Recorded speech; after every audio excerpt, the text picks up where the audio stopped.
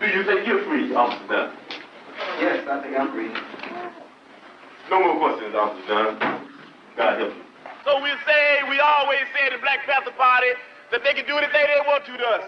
We might not be back. I might be in jail. I might be anywhere. But when I leave, you can remember I said with the last words on my lips that I am a revolutionary. And you're going to have to keep on saying that. You're going to have to say that I am a proletarian. I am the people. I'm not the pig. You've got to make a distinction. And the people are going to have to attack the pigs. The people are going to have to stand up against the pigs. That's what the Panthers are doing. That's what the Panthers are doing all over the world. We have brought to trial here Fred Hampton. You are here to judge between two conflicting testimonies. Somebody is lying. Now, reason stands, reason is very clear here, that Private Jones, who had come from Sanford, North Carolina, would have no great desire to see Fred Hampton up in this trial. But Fred Hampton, a key figure in this community, has great reason for not wanting to be put in jail.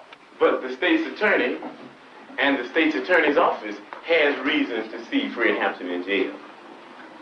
We've got a new state's attorney, you see. And he said already what he thought about people that had different political beliefs than he has. His speeches sound somewhat like those of Hitler. And we know why he wants to see Fred Hampton put in jail. Why do I have a lot of arrests? Because of harassment. Why is that harassment? Because the people that harass me have set up a problem that made me disagree with them violently, and they set up this problem in order to exploit me and other people like me.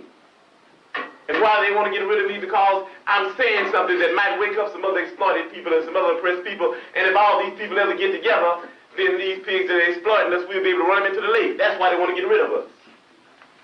And it's just, it's sort of like a primary thing with me. I'm the first move that they'll make. I'm a part of the organization. It will be the first organization they'll move on because I happen to be a part of the organization, the Black Panther Party. That is the only organization, in fact, that has came out and stood up loud and clear and said that we don't care what anybody says, whether they have guns or not and badges or 18 uniforms. If whenever they step outside the bounds of legality into the bounds of illegality, then we'll blow their brains out if they're bothering the people. And what makes them mad about that? They're constantly bothering the people. Anybody that's out there for the protection of the people happens to be in direct conflict with them. What makes them mad about it? What makes them mad about it is that they had black people and white poor people and red poor people and Puerto Rican poor people and Latin American Puerto Rican people of poor people of all descents. They had them caught up in movements based on racism when the Black Panther Party stood up and said that we don't care what anybody says. We don't think you fight fire with fire best. We think you fight fire with water best. We're going to fight racism, not with racism, but we're going to fight with solidarity. We said we're not going to fight capitalism with black capitalism, but we're going to fight it with socialism. We stood up and said we're not going to fight reactionary pigs and reactionary state's attorneys like this and reactionary state's attorneys like Hanrahan with any other reactions on our part. We're going to fight their reactions where all of us people are getting together and have an international proletarian revolution. Right on. Right on. And that's saying all power to the people. Right on. That's saying that no matter what color you are, there's only two classes. And that's saying there's a class over here and there's a class over there. And the reason that this class over here has never did anything to get this class off its back because this is lower, this is upper. This is the oppressed, this is the oppressor. This is the exploited, this is the exploiter. And these people in this class have divided themselves. They say, I'm black and I hate white people. I'm white and I hate black people. I'm Latin American and I hate hillbillies. I'm hillbilly and I hate Indians. So we fight amongst each other. And you've heard the testimony of pigs here. You got pigs of all colors, you know that. You got pigs that are white, you got pigs that are black, you even got pigs that are black and white.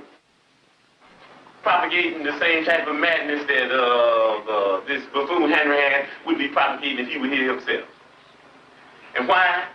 Because they want to keep you to believing that I'm your enemy, and that everybody else that's black and that wears a lot of hair on his head and hair on his face, they want to keep you thinking that he's your enemy.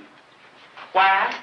Because if ever you would disregard him and overlook him just for a minute and throw away that question of racism and start into dealing with a little logic, then there would be no one else you could attack other than Hanrahan, other than Davy, and other than Tricky Dicky Nixon.